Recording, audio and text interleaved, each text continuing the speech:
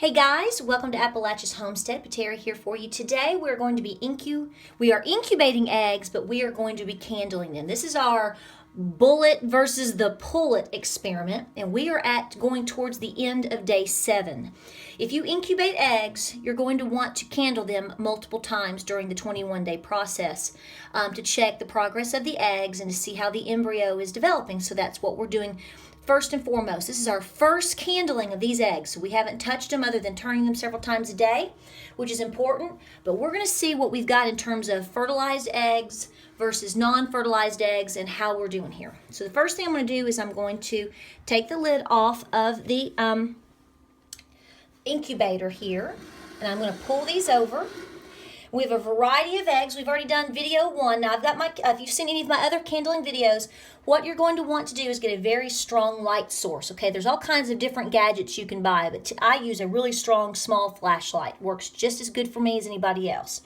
You're going to want to go into a dark area, safe dark room where you're not going to fall or drop the egg or whatever. So I'm in my bathroom, and I'm going to cup the actual flashlight, so the light is more shielded away from being a broad spectrum. All right, we're going to start with egg number 1. We're going to see how we're doing here.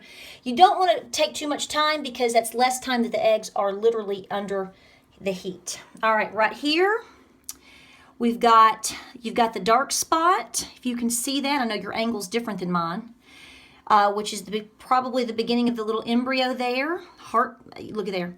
And we also have an air sac.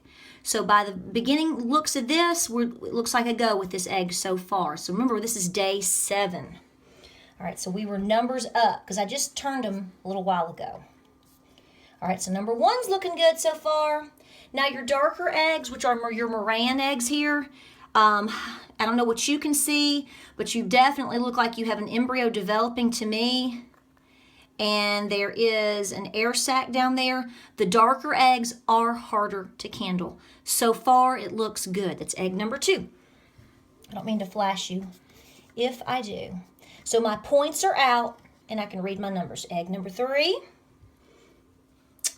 looking good. You've got it right there. You've got the air sac. There's really beginning to develop. See right there where the baby's going to be.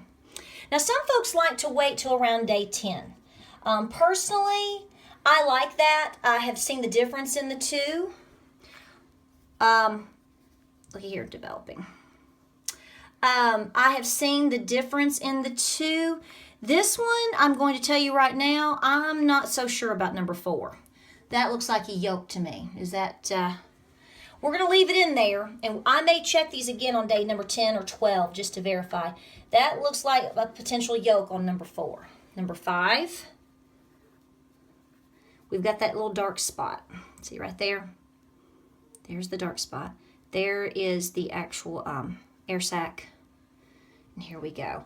I think, if I'm not mistaken, is that not the, what would be the beginning of maybe the eyeball? Maybe early on that. I'm going to have to check that out. So number 4 is not looking hot. All right, there's number 6, air sac. There's the little dark spot. And there it is, the difference right there in the sac, okay? Number 7. Trying to move fast. Same thing, looking good. Dark spot.